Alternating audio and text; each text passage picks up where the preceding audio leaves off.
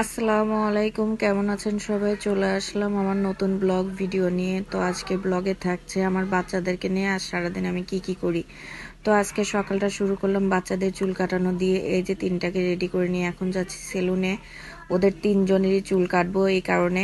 তো বাচ্চাদেরকে নিয়ে একটা অটো রিজার্ভ করে নিয়ে আমি অলরেডি অটোতে উঠে পড়েছি, কারণ যেহেতু তিনটা বাচ্চা সেক্ষেত্রে আমার একটা রিজার্ভ গাড়ি লাগবে, কারণ বাচ্চারা তো সবসময় দুষ্টুমি করে, আপনারা জানেনই।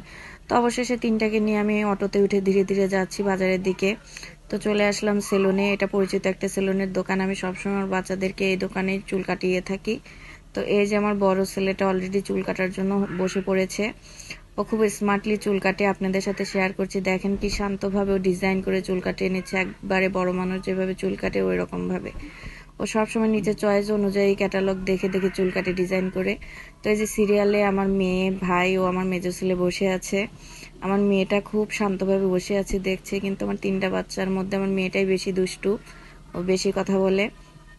তো এখানে খুব শান্তভাবে ওরা বসেছিল। তো এই যে আমার ছেলেটা এখন বসে আছে, মেয়েটাকে চুল কাটার জন্য কাছে নিয়ে বসিয়ে ফেলেছে, এই কারণে ছেলেটা একা একা বসে আছে। আমার মেজো ছেলেটা খুব শান্ত। তো অলরেডি দুই ভাই বোনের চুল কাটা শেষ, এখন দুইজন অলরেডি আয়নার সামনে এসে দেখুন কি দুষ্টুমিগুলো করে। বড়টার কথা আর কি বলবো, বড়টা তো দুর্দান্ত পাজি। ও সবসময় স্টাইল নিয়েই ব্যস্ত থাকে, দেখেন কিভাবে স্টাইল নিচ্ছে। তো ওই যে মেজোটার চুল কাটছে, অলরেডি র্যাক দিচ্ছে চুলে। এখনকার ডিজাইন অনুযায়ী এখনকার ছেলে বাচ্চারা এত অ্যাক্টিভ, এদের কথা বলতেই নেই। ওরা নিজেদের ক্যাটালগ দেখে দেখে নিজেরাই স্টাইলিশ ভাবে চুল কাটে এবং র্যাকও দেয়।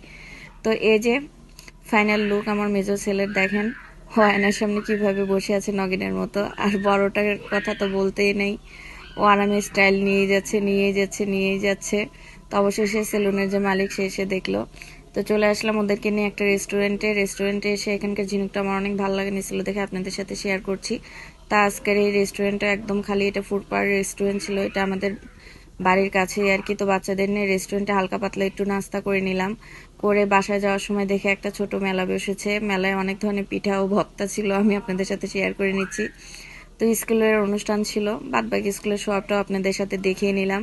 দেখেন কি সুন্দরভাবে বাচ্চাদেরকে অ্যাটেন্ড করছে শিক্ষকরা।